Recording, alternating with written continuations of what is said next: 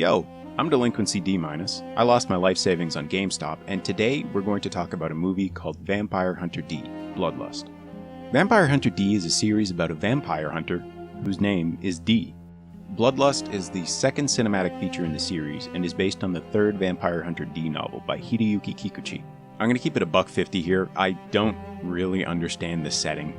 There are cyborg horses, spaceships, demons, werewolves, magic, and forgotten rituals all over the place. In most cases, this would be problematic and just lead to a cesspool of conflicting elements. I was honestly expecting a dumpster fire after the opening, but it all managed to work together and kind of coalesce into this really dope experience. The main quest in the movie is for Dee to rescue a kidnapped woman named Charlotte Elburn from a vampire nobleman. Very simple plot, but a little depth gets added as it progresses to make the characters more than just cardboard cutouts. From the get-go, it's made clear that there's another team of bounty hunters with the exact same objective as Dee, known as the Marcus Brothers. They consist of Gatling Arrow, ICP Thor, Dagger Dude, and Ghost Blaster. Along with the Marcus Brothers is their adopted sister, Layla, who eventually kind of becomes an ally to Dee.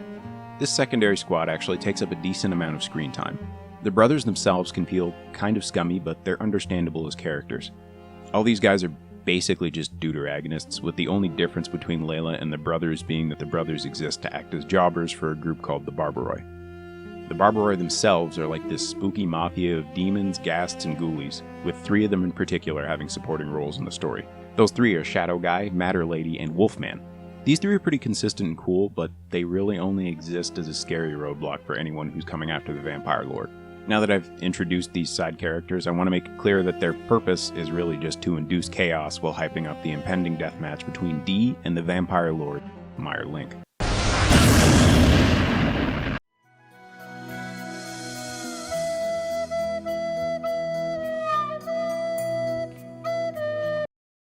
Dee, of course, walks calmly through all this chaos. He's more like this mythical figure throughout his own movie. People tell stories about him, he does all these awesome things with very little to no effort, and every scene he's in is a constant reminder that he's a bad bitch. He's got extreme half-vampire powers, including superhuman everything, a Super Saiyan vampire mode, and a face in his left hand that can basically just eat anything. I'm suffocating now. It is clear at all times that there is no stopping this man from accomplishing his goal. Directly opposed to this goal is Meyer Link, the Vampire Lord. Link is on a mission to have his new bride, Charlotte, renounce her humanity before they enter the Gateway to the Stars. The Gateway to the Stars is just a spaceship. Vampires in space. Having Link as Dee's endgame is really well done because of the conflict that arises as a key plot point is revealed. After this reveal, you question Link's true intentions. The line between right and wrong suddenly just becomes muddled, and everyone exists in a gray space as a result. That being said, the characters in this movie are extremely campy, but everyone serves a purpose, and it's all reasonable. The animation and art direction in this movie is also phenomenal. The illustrations for the original series were actually done by Yoshitaka Amano, and, thankfully, they got his help on the movie itself, though mainly just with Dee's design. The other character designs were matched to Amano's art style by Yutaka Minowa of Madhouse. You can feel the level of quality and care in these animations, and this is one of the very few movies that genuinely feels like Amano's art in motion, and the OST and sound design only work to supplement. Little bit of a spoiler coming up here, so skip ahead to the last chapter if you want to avoid that. I don't have many negative points to actually make about the movie, but before I even do, there was something I wanted to point out. Most of the cast feels like they slot into a morally gray space, as I mentioned before, but also I'd like to reiterate the fact that it's because they're made to feel kind of human, so they're understandable or likable. The Marcus Brothers are obviously sniffing their own farts a little, but it's their job, and they have valid reasons to hate vampires. Layla also hates vampires at first, but then ends up seeing that everything is kind of just a tangled mess. The bodyguards, like the Marcus Brothers, are just doing their job, and Link isn't even a bad guy. There are really only 2 bad guys. The sheriff and the person who sent this spooky letter that called Link to action. Even though the sheriff is a real dick, the real antagonist is actually Carmilla, who lured Meyer Link and Charlotte with a promise of escape to space. I didn't even talk about Carmilla before because she's supposed to be this secretive bad guy, so even bringing her up kind of feels like a spoiler. What's important to note is that Carmilla humanizes Link by showing how tricky and powerful some vampires can be.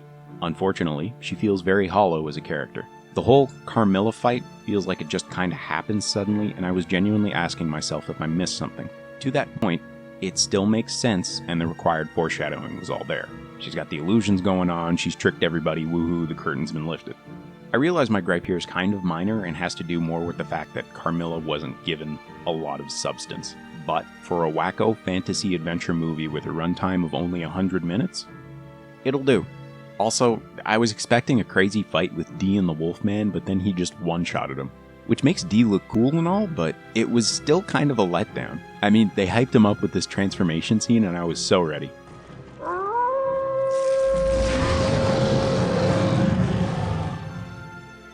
In closing, Vampire Hunter D isn't top 10 material, but I'm not going to forget this movie anytime soon. There's a lot about it that had my attention from the get-go. At a first glance, it has a dorky fantasy title, and not a lot of vampire media is digestible without some level of fandom poisoning. But this title actually manages to skirt around that stereotype and just remain as this really cool thing. This is a fun spectacle with lots of dumb cool nonsense that's relatively easy to comprehend. Nothing groundbreaking here, but I highly recommend giving this a watch. It's definitely worth your time. If you enjoyed the review and would like to see more, your subscription would be greatly appreciated. Even if you don't, thanks for watching. Later.